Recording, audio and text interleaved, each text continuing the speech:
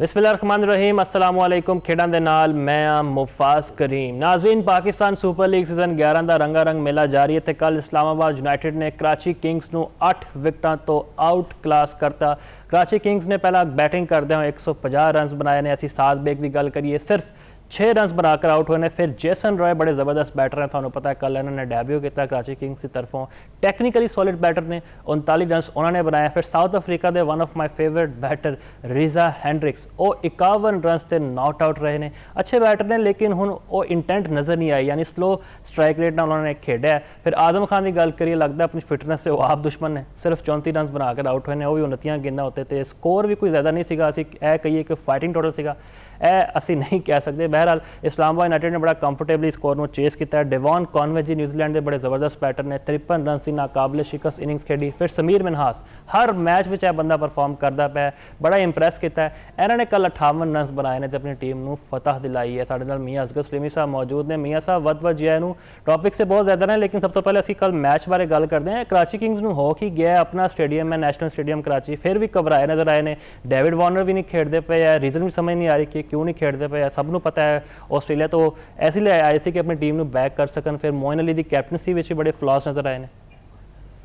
जी बिल्कुल, तुहाडी गल मुफाज साहब बिल्कुल ठीक है कि दो वड्डियां टीमां जिहड़ियां ने ना, जो PSL शुरू हो रहा सी उस वक्त कहा जा रहा सी कि एक दफाई चैंपीयन जिहड़े लाहौर कलंदर और कराची किंग्स ये हमेशा तो फेवरेट टीमां रही ने और इन्होंने बिल्कुल जिहड़ा गाना फेवरेटिज्म का मुजाहरा भी किया। लाहौर दे विच इन्हां दी कारकरदगी बड़ी शानदार है, लेकिन कराची जाके मैनूं नहीं समझ आई कि कराची नूं की हो गया है। हालांकि उहदा होम ग्राउंड हैगा सी, उहदे विच ते इहनूं जिहड़ा है ना होर उस भी ज्यादा अच्छी कारकरदगी का मुजाहरा करना चाहिए हैगा सी।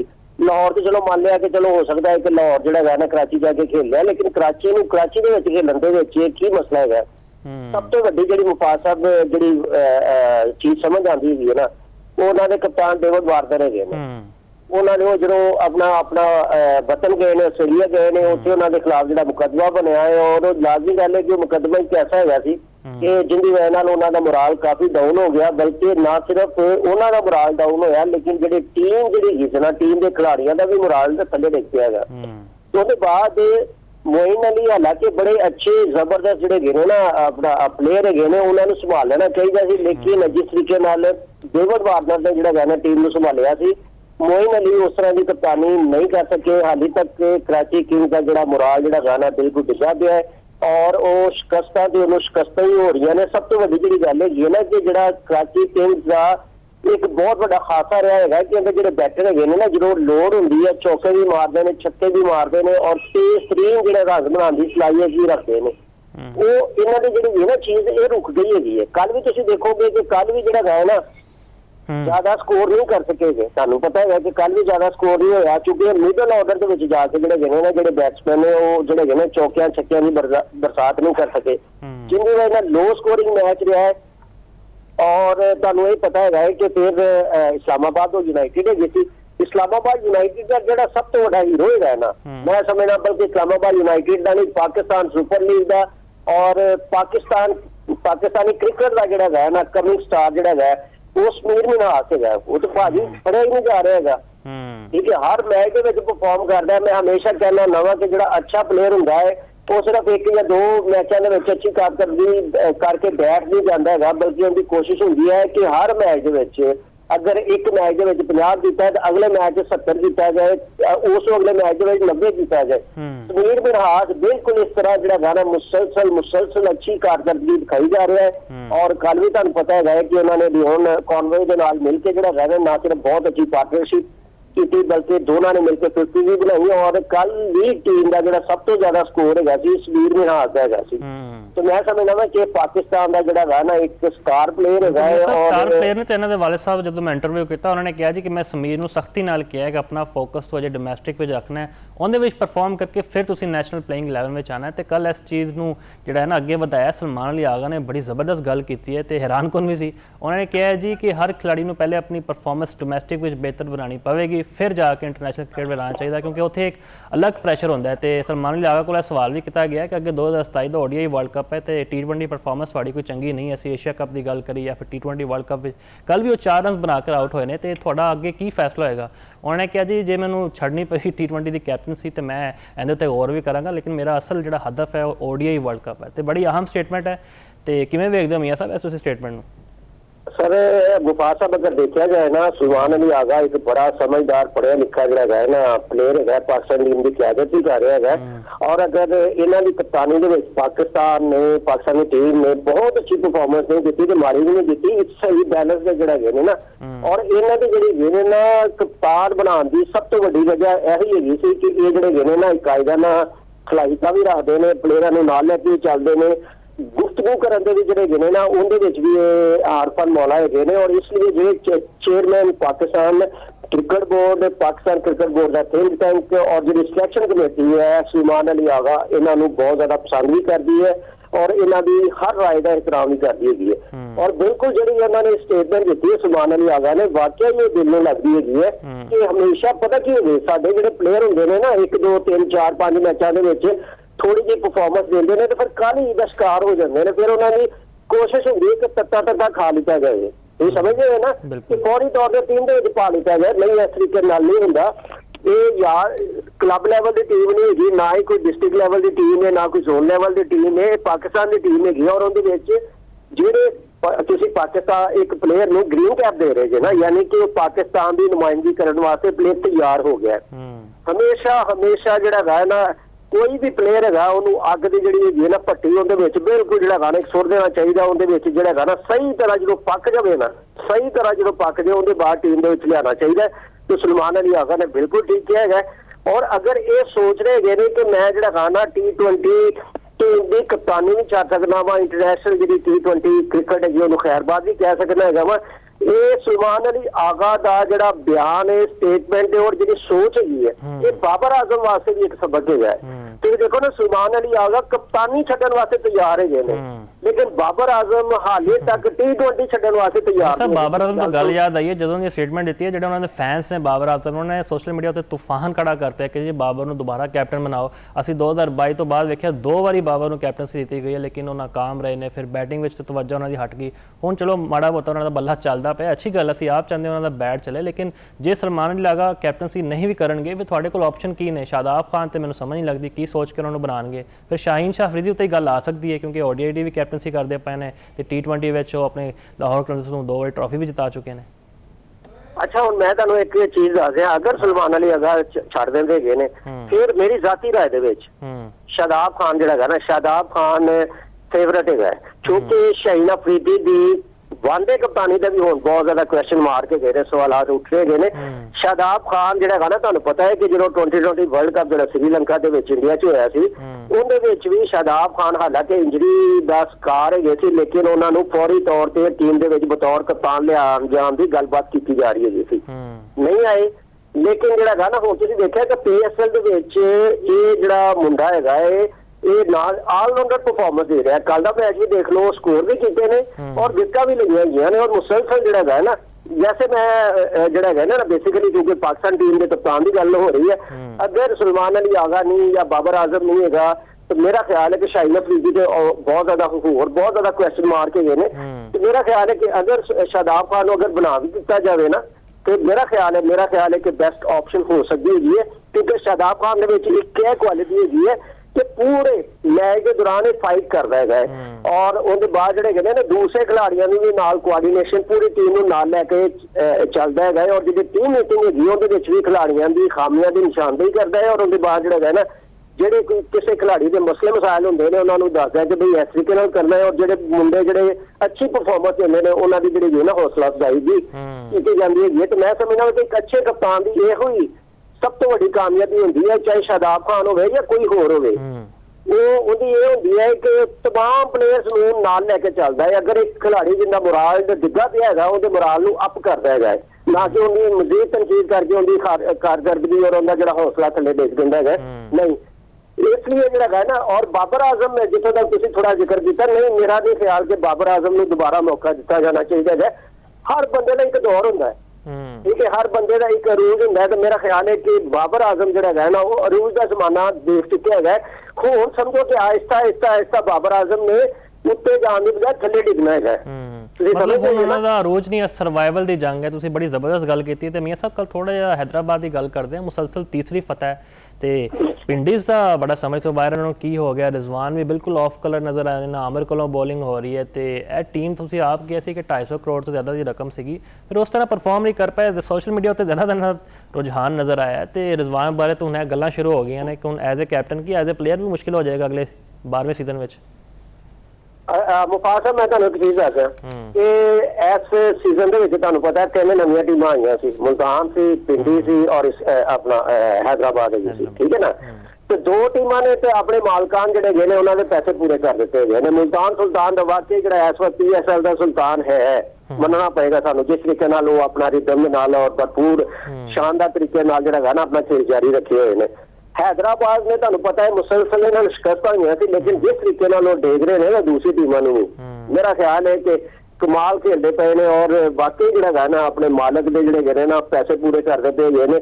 ਲੇਕਿਨ ਜਿਹੜਾ ਮਾਯੂਸੀ ਦਾ ਸ਼ਿਕਾਰ ਜਿਹੜੀ ਟੀਮ ਨਜ਼ਰ ਆ ਰਹੀ ਹੈਗੀ ਉਹ ਪਿੰਡੀ ਹੈ। ਕਾਗਜ਼ਾਂ ਦੇ ਵਿੱਚ ਸਭ ਤੋਂ ਮਜ਼ਬੂਤ ਟੀਮ ਜਿਹੜੀ ਜੀ ਸੀ ਉਹ ਰਾਵਲਪਿੰਡੀ ਹੀ ਹੈ ਸੀ। ਸਾਰੇ ਕਹਿੰਦੇ ਸੀ ਕਿ ਜਿਹੜਾ ਹੈ ਨਾ ਮੁਹੰਮਦ ਆਮਰ ਦੀ ਮੌਜੂਦਗੀ ਦੇ ਵਿੱਚ ਔਰ ਆਪਣਾ ਨਸੀਮ ਸ਼ਾਹ ਦੀ ਮੌਜੂਦਗੀ ਦੇ ਵਿੱਚ एडा जबरदस्त दुनिया का मैं समझना वा कि बेहतरीन जरा गाना बेस्ट जरा फास्ट बॉलिंग अटैक इन्हों बनता सी, लेकिन ना नसीम शाह जरा गाना परफॉर्म कर सकिया ना ही अहमद कर सकिया। जिन्हें देर तक प्रॉब्लम पता की आती है मुफासर जो प्लेयर की तवज्जो जी ना अपने असल जरा मकसद होंगे है यानी कि खेलना उतो हट के दूसरी तरफ चली जाएगी ना। और सोशल मीडिया ने प्लेयर का बहुत ज्यादा खाना खराब किया है, बहुत ज्यादा जड़े गए ने ना। मैं तो एक तजवीज देंगा तुहाडे प्रोग्राम खेडा की वसातत तो पाकिस्तान क्रिकेट बोर्ड तो कि जो भी कोई बाकायदा तौर पर जड़ा है ना कोई इवेंट हो गए, सीरीज हो गए नेशनल इंटरनेशनल सतह की या कोई इवेंट हो गए ACC का या ICC का, खिलाड़ियों के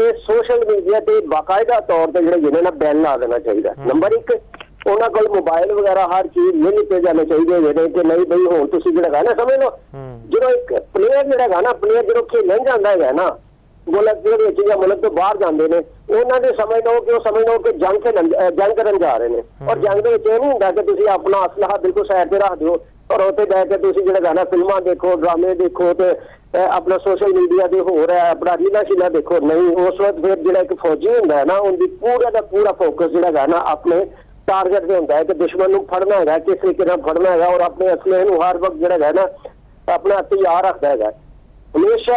इसलिए मैं कहूँगा कि पाकिस्तान क्रिकेट बोर्ड को सीरीज नेशनल इंटरनेशनल या कोई इस तरह के बड़े टूर्नामेंट हो अच्छा इस जोड़े इन्हों ने बाकायदा मोबाइल वगैरह सोशल मीडिया पर बैन ला देना चाहिए। और एक और बड़ी गल कर सका मैं ये रिवाज पै गया है कि जो कोई टीमां बाहर जांदियां गए ने उन्होंने बीवी बच्चे भी नाल जांदे गए ने, ठीक है। और ये कहा जाता है कि भैया जो प्लेयर है ने ये अपने खर्चे से बीवी या बच्चों को लैके जा रहे होंगे ने, सिर्फ एक आई वाश है सारा ये वगैरह इंज नहीं होंगे, ठीक है। और अगर चलो अपने भी पैसे गए ने लेकिन उन्होंने प्लेयरों की तवज्जो ही दूसरी तरफ होंगी है, बेगमार की तरफ होंगी है, बच्चों की तरफ होंगी है और सैर सपाटिया की तरफ होंगी है। उनकी वजह भी खिलाड़ियों की जी तवज्जो है सारी वो बच जाती है। इसलिए जो ना खिलाड़ियों की बेगमात और उन्होंने जी यानी कि फैमिली बीवी बच्चे सारे जोड़े गए ना इन्होंने भी बैन होना चाहिए और सोशल मीडिया पर भी बाकायदा बैन होना चाहिए। तो फिर मैं समझना वा कि पाकिस्तान टीम हर जगह पे हर इवेंट में शानदार परफॉर्मेंस का मुजाहरा कर सकती है। बिल्कुल जी, तब जाके ही परफॉर्मेंस हो सकती है। तो रावलपिंडी की परफॉर्मेंस है लेकिन वो सिर्फ कागज़ों में ते सोशल मीडिया उत्ते है। हैदराबाद नूं असीं गुड लक भी कहते हैं, जिवें 4 मुसलसल शिकस्तां तो बाद उन्होंने कम बैक किया है। लविशन भी हुण कोशिश कर रहे हैं अपनी इंटेंट दिखाने की T20 की। तुहानूं पता है हमेशा टेस्ट क्रिकेट में उन्होंने परफॉर्मेंसिस रही ने, लेकिन फिर भी असीं जी बेस्ट ऑफ लक कहने तमाम टीमां नूं क्योंकि बड़े ज़बरदस्त मैचेस जा रहे हैं। तो मोहसिन नकवी साहब ने भी यह गल की थी कि हो सकता है कि असीं जिहड़ा शायकीन नूं स्टेडियम में बुलावन 50% के लिहाज नाल। बहरहाल जी गुड लक कहने अगेन तमाम टीमों ने। इत्थे फिलहाल एक ब्रेक लेने, ब्रेक तो बाद वापस हाजिर होंगे।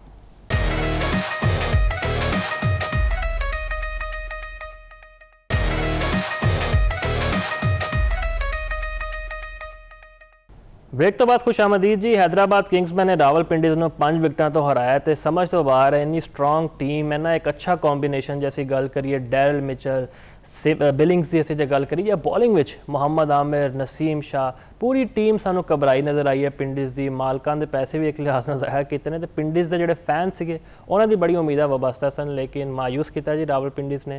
ਜ਼ੁਲਫਿਕਾਰ ਬੇਗ ਸਾਹਿਬ ਸਾਡੇ ਨਾਲ ਮੌਜੂਦ ਨੇ। ਬੇਗ ਸਾਹਿਬ, ਵੱਧ ਜੀ ਆਇਆਂ ਨੂੰ। ਤੁਸੀਂ ਵੀ ਯਕੀਨੀ ਤੌਰ 'ਤੇ ਡਿਸਅਪੁਆਇੰਟ ਹੋਏਗੇ ਕਿਉਂਕਿ ਰਾਵਲਪਿੰਡੀ ਤੋਂ ਤੁਹਾਡਾ ਤਾਲੁਕ ਹੈ। ਸ਼ਾਇਕੀਨ ਕੀ ਸੋਚਦੇ ਨੇ ਰਾਵਲਪਿੰਡੀਜ਼ ਤੋਂ? ਤੇ ਅਸੀਂ ਜੇ ਜ਼ਬਾਨ ਦੀ ਗੱਲ ਕਰੀਏ, ਨਜ਼ਰ ਆ ਰਿਹਾ ਕਿ T20 ਦੇ ਦਰਵਾਜ਼ੇ ਉਹਨਾਂ ਵਾਸਤੇ ਬੰਦ ਹੋ ਰਹੇ ਨੇ ਕਿਉਂਕਿ ਬਿਲਕੁਲ ਬਾਲ ਨੂੰ ਜੱਜ ਨਹੀਂ ਕਰ ਸਕਦੇ। ਕਦੀ ਉਹ ਕਲੀਨ ਬੋਲਡ ਹੋ ਜਾਂਦੇ ਨੇ ਜਾਂ ਫਿਰ ਕਦੀ ਸਿੱਧੀ ਬਾਲ ਨੂੰ ਸਲਿੱਪ ਵਿੱਚ ਕੈਚ ਆਊਟ ਦੇ ਬੈਠਦੇ ਨੇ। ਕੀ ਕਹੋਗੇ?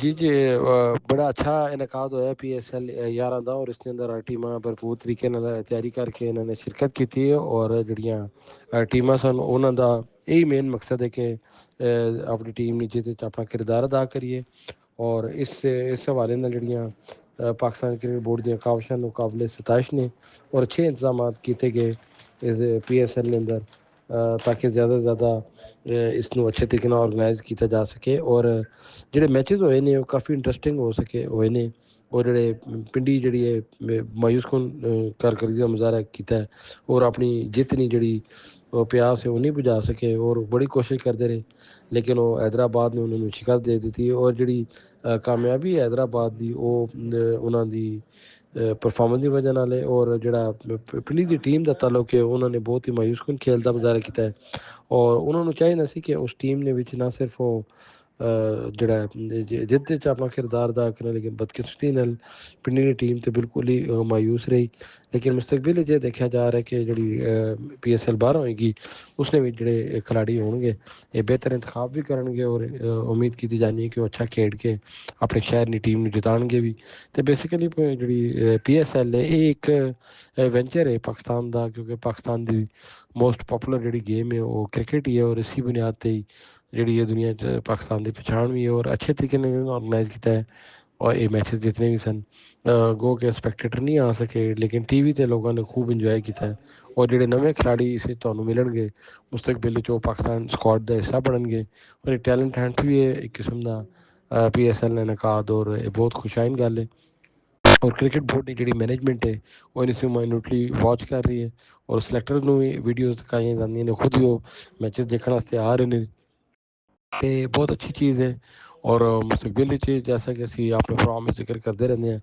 ਕਿ ਇਸ ਜਿਹੜੀ PSL ਹੈ ਇਹ ਕਾਮਯਾਬ ਹੋਏਗੀ ਇਨਸ਼ਾਅੱਲਾ ਔਰ ਕਾਮਯਾਬੀ ਨਾਲ ਇਸ ਨੂੰ ਗਮਜ਼ਨ ਵੀ ਕੀਤਾ ਜਾ ਰਿਹਾ ਕੁਝ ਇਹ ਵੀ ਗੱਲਬਾਤ ਚੱਲ ਰਹੀ ਸੀ ਇਸਲਾਮਾਬਾਦ ਵਿੱਚ ਕਿ ਖਿਲਾੜੀਆਂ ਨੂੰ ਜਿਹੜੀ ਹੈ ਨਾ ਸਪੈਕਟੇਟਰਸ ਨੂੰ ਇਜਾਜ਼ਤ ਦਿੱਤੀ ਜਾਵੇ ਤਾਂ ਕਿ ਉਹ ਜ਼ਿਆਦਾ ਤੋਂ ਜ਼ਿਆਦਾ ਮੈਚਸ ਦੇਖ ਸਕਣ ਔਰ ਆਪਣੇ ਜਿਹੜੇ ਮਨਪਸੰਦ ਖਿਲਾੜੀਆਂ ਨੂੰ ਵਕਅਪ ਕਰ ਸਕਣ ਲੇਕਿਨ ਕਈ ਚੈਲੰਜਸ ਹਨ ਉਸ ਦੇ ਬਾਵਜੂਦ ਸਿਕਿਉਰਿਟੀ ਨੇ ਇੰਨੀ ਵਜ੍ਹਾ ਨਾਲ ਉਹਨਾਂ ਸ਼ਾਇਕੀਨ ਨੂੰ ਇਜਾਜ਼ਤ ਨਹੀਂ ਦਿੱਤੀ ਜਾ ਰਹੀ ਤੇ ਇਹ ਜਿਹੜਾ ਮੈਚਸ ਨੇ ਉਹ ਬਰਾਹ ਰਾਸਤ ਟੈਲੀਕਾਸਟ ਕੀਤੇ ਜਾ ਰਹੇ ਨੇ ਔਰ ਇਹ ਮੁਸਤਕਬਲ ਵਿੱਚ ਉਹ ਬਹੁਤ ਬਿਹਤਰ ਹੋਏਗੀ ਜੀ।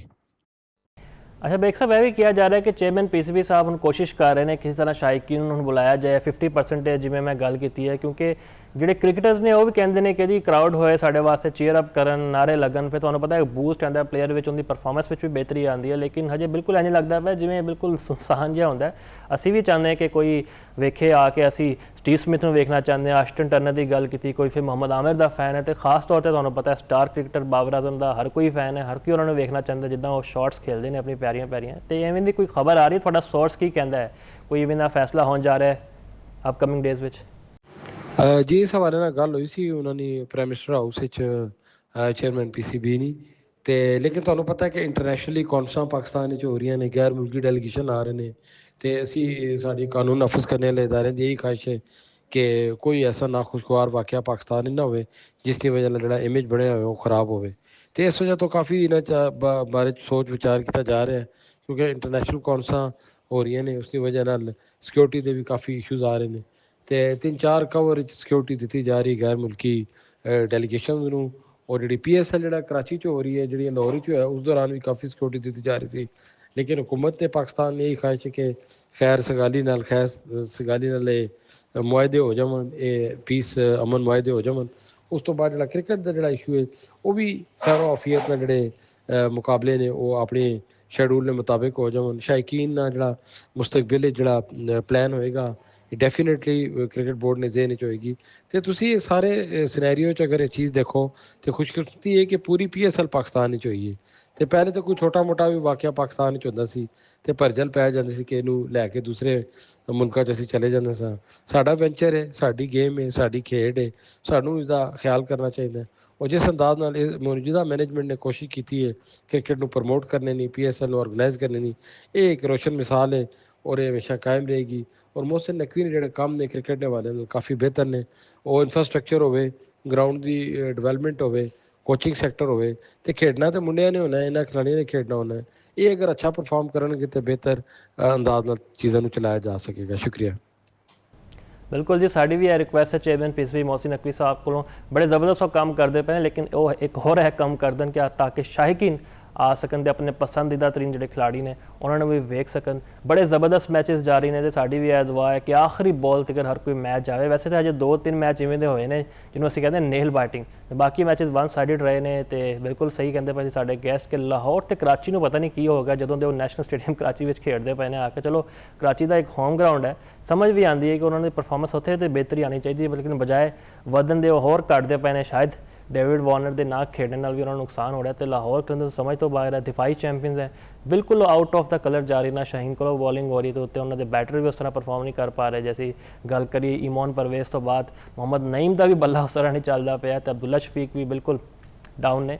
ਬਹਿਰਹਾਲ ਜੀ, ਅਗੇਨ ਗੁੱਡ ਲੱਕ ਕਹਿੰਦੇ ਤਮਾਮ ਟੀਮਾਂ ਨੂੰ। ਇਹ ਸਾਰੇ ਮੌਜ਼ੂਆਤ ਸਨ ਜਿਨ੍ਹਾਂ ਤੁਸੀਂ ਚਾਨਣ ਪਾਇਆ। ਮੈਨੂੰ ਦਿਓ ਇਜਾਜ਼ਤ। ਅੱਲਾ ਹਾਫਿਜ਼ ਨਾਜ਼ਰ।